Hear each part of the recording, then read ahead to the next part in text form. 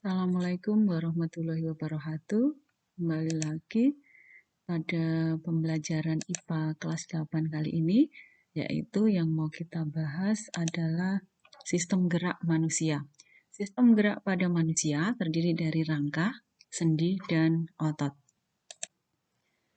Tujuan pembelajaran kali ini yaitu menjelaskan fungsi rangka, mengidentifikasi tulang-tulang penyusun rangka, kemudian mengklasifikasikan jenis-jenis tulang,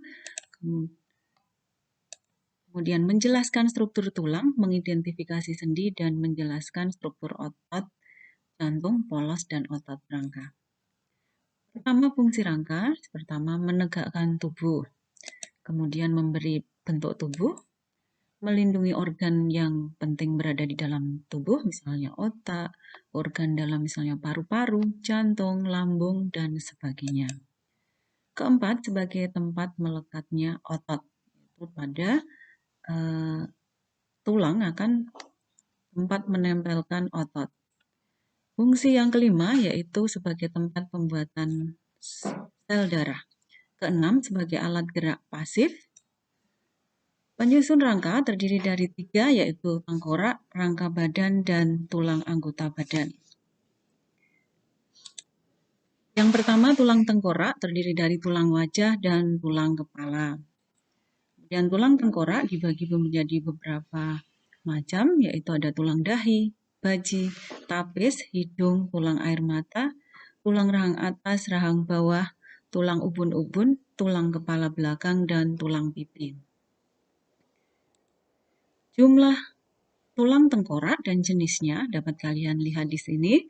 Nanti di PowerPoint akan saya sampaikan di Google Classroom kalian. Jadi ada rahang atas terdiri 1 tulang rahang bawah, 2 tulang pipi, kemudian ada 2 tulang langit-langit, 2 tulang hidung, dan seterusnya. Kemudian pada tulang kepala terdiri dari tulang dahi, tulang ubun-ubun, tulang kepala belakang, dan seterusnya.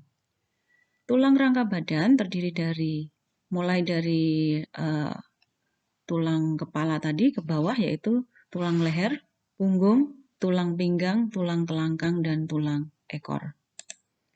Tulang dada terdiri dari tulang hulu, badan, dan taju pedang. Tulang rusuk terdiri dari 3 bagian, rusuk sejati, rusuk palsu, dan rusuk melayang. Tulang gelang bahu terdiri dari 2 macam tulang, tulang selangka dan tulang belikat. Selangka yang bagian atas dan belikat yang bawah. Tulang rangka badan terdiri dari tulang gelang panggul yang terdiri dari tulang usus, tulang duduk, dan tulang kemaluan. Tulang lengan atas terdiri dari tulang lengan atas, tulang pengumbil, tulang hasta, pergelangan tangan, dan tulang jari tangan. Tulang anggota badan bagian bawah terdiri dari tulang paha, tempurung, tulang kering, tulang pergelangan kaki, kemudian ada tulang jari kaki, dan tulang telapak kaki. Ini yang satu ada tulang betis ya, yang satu belum tertulis. Kemudian macam tulang, ada tulang pipa, pipih, dan pendek. Menurut strukturnya ada tulang keras dan tulang rawan. Tulang pipa bentuknya berarti seperti pipa. Jadi memiliki bagian seperti pada gambar epifis, metafis, kemudian diafis, dan epifis. Contoh-contohnya ada lengan atas, termasuk tulang pipa, tulang hasta, tulang pengumpil, tulang kering, dan tulang betis. Tulang pendek bentuk-bentuknya berukuran pendek, terdapat sumsum merah di dalamnya, contohnya pada tulang pergelangan tangan, tulang pergelangan kaki, dan ruas-ruas tulang belakang. Tulang pipih bentuknya memipih atau lempengan atau gepeng, contohnya pada tulang belikat, tulang rusuk, tulang dada, dan tulang tengkorak. Menurut strukturnya, tadi dibagi menjadi tulang keras dan tulang rawan.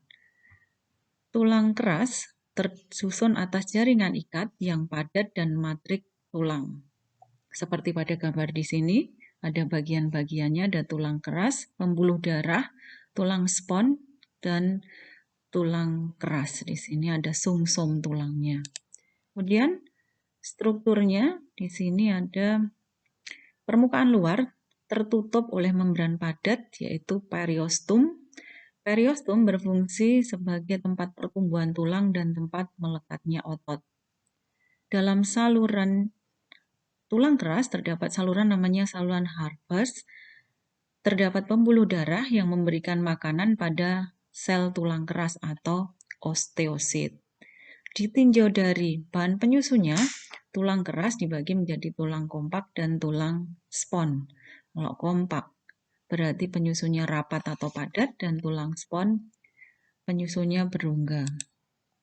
Pertumbuhan tulang itu dari misalnya tulang pipa, tulang keras berasal semuanya dari tulang rawan. Pada bagian tengah, sebagai awal mengendapnya kalsium dan fosfat sehingga matrik tulang akan mengeras. Tulang tumbuh memanjang dan membesar. Pertumbuhan memanjang terjadi pada bagian cakra epifis. Ya, di ujung ini ada namanya cakra epifis.